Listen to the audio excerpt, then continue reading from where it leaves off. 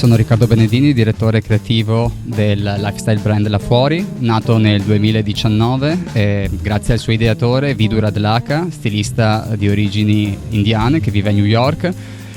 Vidur ha desiderato creare un brand lifestyle che raccontasse la vita e le emozioni che stanno dietro al tessuto. Per far ciò ha realizzato una collezione chiamata Road to Barmir, che presentiamo qui stasera presso questo giardino segreto alla Giudecca a Venezia, che racconta una collezione che racconta la connessione che esiste tra donne artigiane nella cittadina di Barmir, tra India e Pakistan, e donne che in tutto il mondo vestono. La collezione quindi vuole celebrare una femminilità che non ha un colore, che non ha una forma prestabilita, ma che vive appunto di diversità, perché è proprio la diversità che ci rende persone migliori ed uniche, in quanto La Fuori, come è stato scelto un nome italiano, che significa essere sulla strada, superare i propri limiti, esplorare il mondo con uno spirito interrogativo, in modo tale da trasformare ciò che non conosciamo in un seme di ispirazione per gli altri. Come realizziamo queste collezioni? Andiamo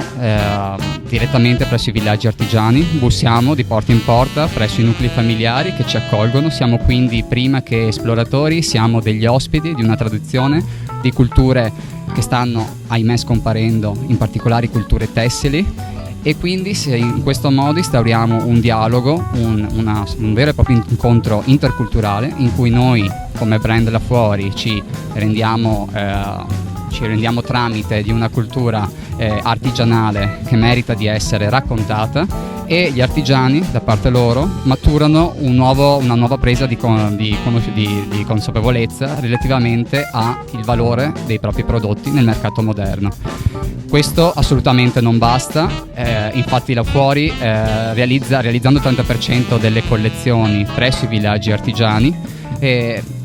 proponendole direttamente al mercato tramite un canale web, taglia tutta quella che è la filiera dei rivenditori e dei grossisti, permettendo quindi un maggiore sharing dei profitti, in particolare del 10% direttamente con le ricamatrici e le donne artigiane che hanno collaborato con il progetto. La restante, quindi il 30%, viene realizzato in loco, la restante parte viene realizzata presso una struttura di nostra proprietà a New Delhi, dove donne trovano un ambiente di lavoro sicuro e con un salario del 20% superiore rispetto all'offerta del mercato.